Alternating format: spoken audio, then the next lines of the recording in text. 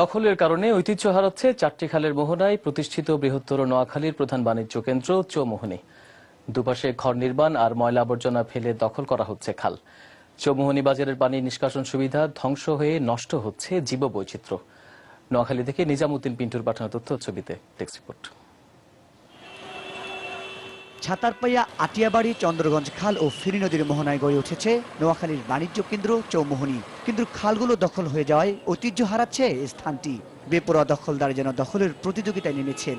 খালপাড়ের দোকান মালিকরা এরই মধ্যে চৌমুহনী সরকারি এসি কলেজের সামনে থেকে দক্ষিণ বাজার পর্যন্ত বিভিন্ন স্থাপনা নির্মাণ করে অবস্থান শক্ত করেছে। কোনো বাজারে নৌকা আইয়ে না, এই আবর্জনার কারণে খাল সব বন্ধ হয়ে গেছে, তিনমুখটা বন্ধ হয়ে গেছে। খালটা যদি ক্লিয়ার করে দেয় তাহলে পানি নিষ্কাশনের একটা সুব্যবস্থা হবে। কিন্তু পালতোলা নৌকায় যে খালি একসময় মালামাল পরিবহন করা হতো, সেটি এখন সংকুচিত হয়ে ছোট ড্রেন বা নালায় পরিণত হয়েছে। 100 মিটার প্রস্থের খাল দখলের কারণে তা চলে এসেছে 10 থেকে 14 মিটারে। এতে পানি নিষ্কাশনও বাধাগ্রস্ত হচ্ছে। খালগুলা পূর্বের অবস্থায় ফিরিয়ে নেওয়ার জন্য ইতিমধ্যেই কাজ শুরু করেছে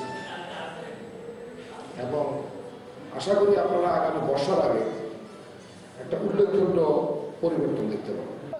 শুধু দখল নয়, প্রতিদিন পৌরসভার ও গোলাবাড়িয়ার বাজারের কাঁচামাল ব্যবসায়ীদের ময়লা আবর্জনা ফেলে দূষিত করা হচ্ছে খালের পানি। দূষণের কারণে রোগব্যাধি ছড়িয়ে পড়েছে স্থানীয়দের মধ্যে।